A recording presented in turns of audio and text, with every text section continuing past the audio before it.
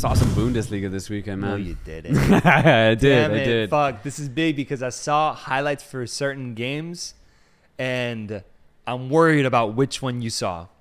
Worried? Yeah. Wait, worried? Yeah, I'm worried about which game you saw because there's one specifically that I was like, oh, this game was ass. And I'm hoping it's not that one. So please. So what was the one that you saw? I saw two. So I'll start with the one I saw first. I'll go chronologically here. It was actually the opener after a 68-day period of no Bundesliga. Dude, that's so long. That's almost as long as a regular offseason in European football, man.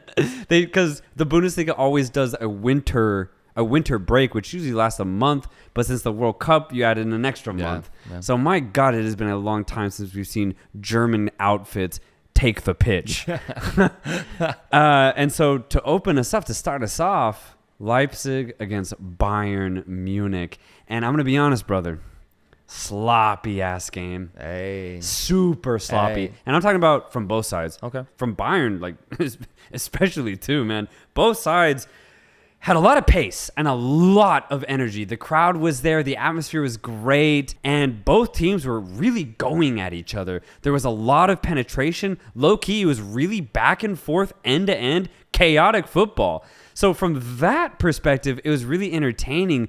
But if you wanted a little bit of class, if you want a little bit of precision, not the game. Like, truly not the game. And I think even more so, it hit badly for me because I just finished watching a recording of a Man City game. No.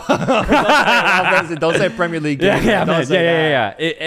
Yeah. So it really hit me bad, man. Yeah. It hit me really bad. So there's really nothing good. Chupo? Like, come on, man. When's the Chupo price going to land, man? When are we going to get that from you? It is kind of crazy that Chupo's been at that club as the secondary striker for so long. Now that they have no other options as a number 9, Chupo now gets to shine. And he's doing a decent job at it. I've always thought Choupo-Moting as a really, really good striker, but not a great striker. And I still maintain that perspective. But just in general, the play was pretty sloppy, man. I'm going to just be completely honest. Crazy because it's what, 1 versus number 3 in the Bundesliga? It was actually a perfect opportunity for Leipzig to get like very close to Bayern Munich, and for Bayern Munich, conversely, for them to actually try to create some sort of gap, at least bigger than the one that they had going into the game. At the end of the day, nothing happened as it was a 1-1 affair, so they both just got 1 point, leaving it wide open for a team like, let's say, Freiburg, who was right below Bayern as well. But yeah, the game was just really weird. And I think it literally was like a first game of the season type of vibe, man. But hopefully both of these teams really just go back to training and be like, all right, we got, like Bayern especially, we got Champions League to look up to, man. Because if Bayern played the way that they did on that night, man, they're done. Do they play against PSG in the knockout stage? Oh, you know that? Geez. I just checked back on it. I was like, damn. It's a big matchup in the round of 16. Wow. Okay, so they have maybe like a month then. Yep. A month to get their act right. To get their act right. Okay. Yeah. Because seriously, and just to end it, I don't think there was anything that truly stood out. Not even like a singular like a takeaway play. or anything. Yeah, there's no takeaway. It really was just like a competitive game where no one could just put their foot on the pedal. Damn, man. I'm glad you said that, though. I'm glad you didn't say Bayer Leverkusen versus Mönchengladbach, man. That game looked horrible quality-wise as well. And it just adds on to your point. Mönchengladbach's defense was non-existent that game. Bayer Leverkusen riled 3 goals on them like that. And it was sloppy, bro. Bayer Leverkusen goes up 3-0. And then, like, in the last 10 minutes, I believe it was a sub for Mönchengladbach, comes on, scores 2 back-to-back bangers, makes it 3-2. And that's the only reason I checked out the highlights, because I was like, hey, there might have been a nice shootout here in the Bundesliga. But it turned out to be a shootout with Nerf guns, dude. Yeah. Pointless, man. Pointless for me to check on that, man. Yeah. And, to keep on that idea of pointless, man, I ended up catching Freiburg. Against Wolfsburg in Wolfsburg, I believe. Now, take this into context, Wolfsburg before the World Cup break were in a rich vein of form. I've been hearing good things about them, dude. And And the thing is, I hadn't seen it because I was so focused on World Cup. Yeah. So I was like, all right, well, let's see what they can do. Maybe they can be a little bit more precise than either Bayern or Leipzig. Yeah. I had my hopes This pretty is low, fun. honestly, though. I don't know what happened in that game, so this is fun. Yeah, so, but note this, though. Freiburg are higher in the table than Wolfsburg because they, too, have gotten off to a really good start of the season. I believe before the game started, they were in third place, only maybe 5 points off of Bayern. So a win, especially with a Bayern draw, would have gotten Freiburg right there, just knocking on Bayern's first place position. Wolfsburg get a goal within the first 60 seconds. Holy shit. Yeah. A really beautiful combination play. Patrick Wimmer ends up finding perfect space straight down the middle. A nice little through ball, and he just keeps going. He keeps going. Attaboy. And a nice sliding finish with a little pressure on his back, too. But nonetheless, an excellent finish from the Austrian Patrick Wimmer to make it 1-0 very, very early on. And then from that point, Freiburg kind of woke up. They're like, oh, shit, all right, Bundesliga started. We got to get back into this shit. And for the next, let's say 15, 20 minutes, Freiburg actually had some shots on goal. I think they hit the post maybe one time, and they had some really good deadly crosses to at least threaten Wolfsburg defense. But then after that, man, Wolfsburg went on to put a clinical masterclass as far as finishing chances. No way. The game ended 6-0. Oh, my God. 6-0. Oh, my God. It was just a pure offensive masterclass from that point on for Wolfsburg. Such good combination play. But more importantly, man, their finishing was just unstoppable. Truly, truly unstoppable. Like, half chances were falling Wolfsburg's way, but also their combination play, like every time they had a good touch, it was like in a positive direction where the Freiburg play was done. And Wolfsburg and the Wolfsburg offender could just go at the Freiburg defense and really penetrate and cause a lot of trouble, man. But one thing that I really encourage you and any fans listening to this to go watch, Wolfsburg's second goal. One of the loveliest, most delicate, lobbed through ball passes off the volley in the box that I have ever seen. What? And it's from the guy who scored it, Patrick Wimmer. Okay.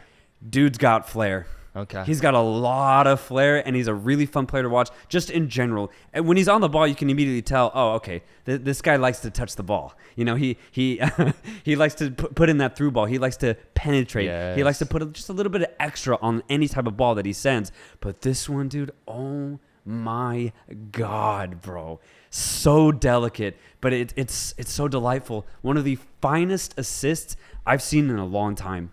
So, yeah, please go watch it. Wolfsburg's second goal against Freiburg. Patrick Wimmer with the assist.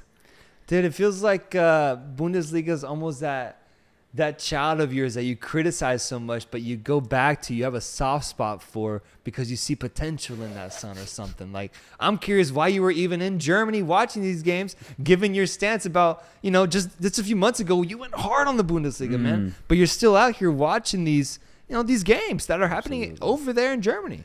For any criticism that I dish out, and this goes for anything, I'll still never give up on it, no matter how bad it gets. But you want to talk about criticism, bro? One thing that really pissed me off going into this Bundesliga restart, Okay. Bayern's goalkeeping situation. Manuel Neuer. No, it's what you were. It's exactly. This is exactly. We don't have to do this. No, again, I man. want to. I want to do this. This is exactly my point, but like to a T, brother. To a crazy T. Manuel Neuer breaks his legs on a skiing trip, a skiing accident. Hope he recovers, man. Hope he recovers. Didn't mean to laugh. Yeah. Manuel Neuer. No. So any other club would have to just use their backup goalkeeper because, well, that's what they're there to do. They're the backup goalkeeper. Anything happens to the main goalkeeper, the backup goalkeeper becomes number one.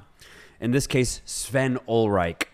So I'm like, okay, interesting. This is going to be really interesting to see what Bayern do.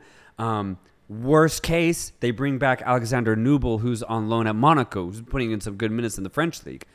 Because they still own him, right? He's a Bayern player just out on loan. What does Bayern decide to do? Immediately after hearing that, they look at Ulreich and they're like, yeah, nah, you're not good enough. So who's our real backup goalkeeper? Any Bundesliga keeper that is employed in Germany, bro. That is realistically Bayern's backup goalkeeper. It's whoever the fuck they want that plays in Germany. Yeah. And that's crazy. That really is crazy because that's the definition of privilege. And I've talked about this before, but if Bayern have that type of power and you're Freiburg and you don't have that power, how are you even competing in the same league? Like, how is that even fair? Because if Freiburg's goalkeeper, number one, goes out, Flecken, who's having a great season as well, even though he just let in 6, the Dutchman. If he goes out, who comes up for Freiburg? Well, their backup goalkeeper, because that's what is supposed to happen. Yes. That's why you have 3 goalkeepers generally employed at one time for a course of the regular season, just in case anything happens to your 2 main goalkeepers. But Bayern lose their main goalkeeper, and they just look across the board, and they're like, all right, we want Sommer. Yep. We want the kryptonite to Bayern Munich's offensive prowess for the past decade. Yeah. One of the greatest goalkeepers in the goddamn league. Yes. We want him. And we'll get him. And we'll get him. We'll get him. And they got him. I want you. I'll get you. Damn, It's dude. crazy. And it's even like a double swing because Neuer broke his leg, Gladbach get punished. Yeah. They get punished that Neuer had an accident on vacation. But it's because Bayern have this Instead of Bayern getting punished.